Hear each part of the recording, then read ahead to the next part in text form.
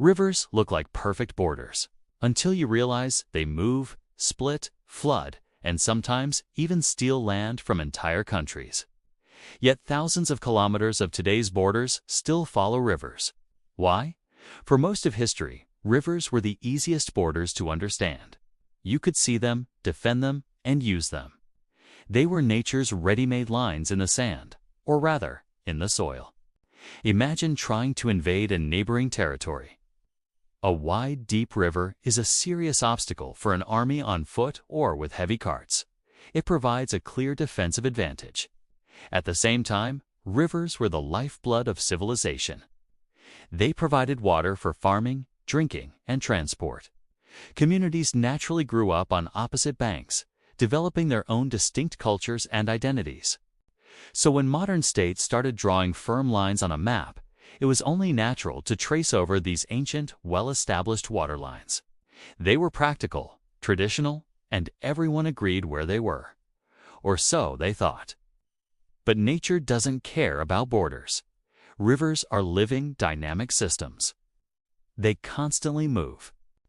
Through a process called accretion, a river slowly erodes sediment from one bank and deposits it on the other, causing its path to meander and shift over time. Then there's avulsion, a much more dramatic event. During a massive flood, a river can carve out a completely new channel overnight, jumping its banks and abandoning its old course. When that happens, countries face a huge political question. Does the border move with the river, or does it stay where the river used to be? This isn't just a theoretical problem. It has sparked international disputes for centuries. Take the Rio Grande, which forms a large part of the border between the United States and Mexico. For decades, the two nations argued over territory that the river stole from one side and gave to the other. One of the most famous examples was the Chamizal dispute, where a sudden flood in the 1860s shifted the river south, moving a piece of Mexican land to the north side, effectively making it part of the U.S.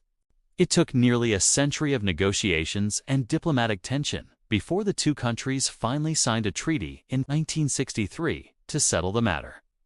They didn't just redraw the line, they took drastic measures, even lining parts of the river with concrete to force it into a fixed channel and stop it from moving again.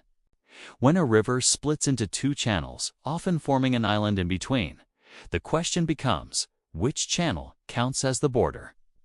This was the exact problem between Botswana and Namibia over a piece of land known as Sedudu Island in the Chobe River. Both countries claimed the island, and the dispute went all the way to the International Court of Justice. The court had to rely on a specific principle of international law called the Thalweg Principle. The Thalweg is defined as the deepest navigable channel of the river, which is typically used for main boat traffic. By mapping the riverbed, the court determined that the main channel ran to the north of the island, placing it in Botswana's territory and finally resolving the decades-long disagreement peacefully. Today, this ancient problem is taking on a new urgency. Climate change is increasing the frequency and intensity of floods and extreme weather events, making river boundaries more unstable than ever. Rivers that were once predictable are now prone to sudden, dramatic shifts. At the same time, human intervention is changing the game in the opposite direction. We build massive dams that regulate water flow and giant levees that trap rivers in place, essentially freezing these once dynamic borders. This complex interplay between natural forces and human engineering is reshaping not just our landscapes, but the very lines that define our nations. A river seems like a simple border, till it isn't.